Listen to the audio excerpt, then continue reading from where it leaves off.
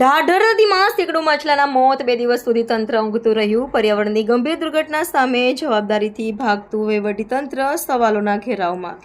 ભરૂચ જિલ્લાના આમોદ તાલુકામાંથી પસાર થતી ઢાઢર નદીમાં સેંકડો માછલાના રહસ્યમય મોતની ઘટનાએ સમગ્ર પંથકમાં ભારે ચકચાર મચાવી છે.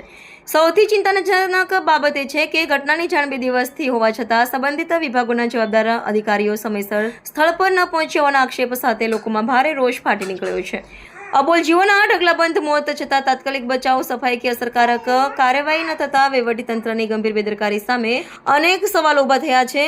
હવે લોકો માત્ર તપાસની જાહેરાતોથી સંતોષ માનવા તૈયાર નથી, પરંતુ આ સમગ્ર ઘટનામાં જવાબદારી નક્કી કરી દોષિતો સામે કડક કાયદેસરની કાર્યવાહી કરવાની માંગ ઉગ્ર બની છે. હાલ સૌથી મોટો પ્રશ્ન એ છે કે ઢાઢર નદીમાં કોઈ ઝેરી રસાયણ, ઔદ્યોગિક પ્રદૂષણ અથવા અન્ય હાનિકારક પદાર્થ ભળ્યો છે કે નહીં તેનું સાચું કારણ માત્ર વૈજ્ઞાનિક અને નિષ્પક્ષ તપાસથી જ બહાર આવી શકે. સ્થાનિકોનું કહેવું છે કે જો સમયસર કાર્યવાહી થઈ હોત તો કદાચ નુકસાનનું પ્રમાણ ઓછું થઈ શકત. હવે દુર્ગંધ, પાણીના પ્રદૂષણ અને સંભવિત રોગચાળાના જોખમને લઈને પણ ચિંતા વધી રહી છે. આ ઘટનાથી અસરગ્રસ્ત ખેતી, પશુપાલન, જળચર જીવસૃષ્ટિ તેમજ સ્થાનિક લોકોના આરોગ્ય પર પડી છે કે નહીં તેની પણ તાત્કાલિક તપાસ જરૂરી છે. ગ્રામજનોએ સ્પષ્ટ શબ્દોમાં જણાવ્યું છે કે હવે માત્ર પાણીના નમૂના લેવાથી કે કાગળ પરની કાર્યવાહીથી કામ નહીં ચાલે. સમગ્ર ઘટનાની સમયબદ્ધ, પારદર્શક અને નિષ્પક્ષ તપાસ કરીને જો કોઈ ઉદ્યોગ, વ્યક્તિ કે સરકારી વિભાગની બેદરકારી સામે આવે તો તેની સામે દાખલારૂપ કડક કાર્યવાહી થવી જ જોઈએ. સાથે જ ઘટનાની જાણ હોવા છતાં ફરજમાં બેદરકારી દાખવનાર અધિકારીઓની જવાબદારી પણ નક્કી કરવી જોઈએ.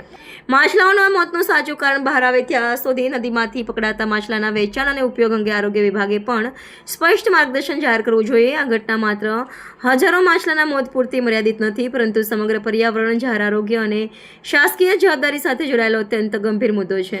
અત્રે ઉલ્લેખનીય છે કે થોડા દિવસ પહેલાના વાગરાના વિંછિયાત ગામના તળાવ તેમજ વિલાયતની ભૂખી ખાડીમાં પણ સેંકડો માછલાઓ મોતને ભેટ્યા હતા. હવે સમગ્ર જિલ્લાના લોકોની નજર તપાસ પર છે.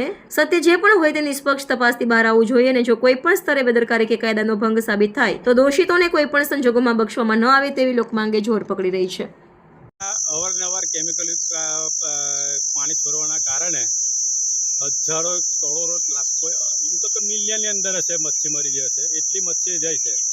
અને આજુબાજુના આમોદના જે માછીમારા ખરા ને એ અહીંયાથી મચ્છી 7 થી 8 નાવરી લઈને મચ્છી મરેલી, જીવતી એ બધી લઈ જાય છે અને આગળ પહોંચતી કરે. સુરત છે, ભરૂચ છે, બધે પહોંચતી કરતા હશે.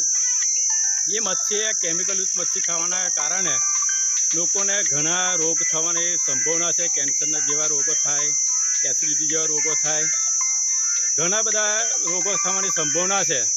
આ કેમિકલયુક્ત પાણી અવારનવાર છોડવામાં આવે જ છે, કોઈ બંધ કરતા નથી.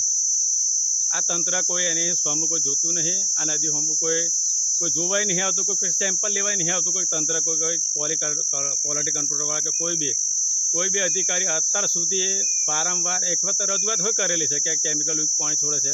ખાલી આવીને એક વખત નાહી ગયેલા વંસરા બીચ પરથી. અત્યાર સુધી બીજા કોઈ આવ્યા નથી. સરપંચ, આ પાણી કેટલાક લોકો પીવાની અંદર ઉપયોગ કરતા હશે? આ પાણી તો ખેતીમાં પાણી ઉપયોગ કરતા. ખેતી જે ફળદ્રુપ જમીન છે ને તે જમીન પણ બગડે. એનીથી શાકભાજી બનાવે છે. શાકભાજી લોકો ખાતા હોય કેમિકલયુક્તવાળી શાકભાજી. એટલે આ શાકભાજી, કેમિકલયુક્ત શાકભાજી ખાવાથી ઘણા રોગો થાય, એવા લોકો પીડિત થાય એવું છે. એના કારણે હું આજે નદી કિનારા જોવા આવ્યો કે કેટલું કેમિકલયુક્ત. મને ગામ લોકોએ કીધું કે બહુ મચ્છી મરી જાય, કાલ આખી નદી ભરાઈ જતી.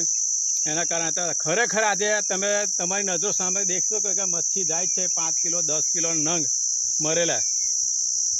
આવા હજારો જીવ મરી ગયા હશે. બીજી કઈ જાતિઓ અહીંયા આગળ આ પાણી પીવા આવે છે? જાતિ તો વાંદરા છે, મોર છે, બધા જ પક્ષીઓ છે. અને એમાં એ હોય અમને નહીં દેખાતા. આ મગરો તો અહીંયાથી આ સ્થિતિ પર અમે ઊભા રહ્યા હતા, અહીંયા ઊભું ના રહેવા, તરત મગર આવીને આપણે ખેંચી જાય એવી સંભાવના હતી. પણ અમને તમે આ જોઈ શકો કે એક પણ મગર દેખાતો નથી. ના આ મચ્છી તમે તરફનું લાઈવ જોઈ શકો છો તમે નદીની અંદર કે હજુ તો કેટલી મચ્છી મરી જશે હજુ આ તંત્ર ધ્યાન નહીં આપે તો.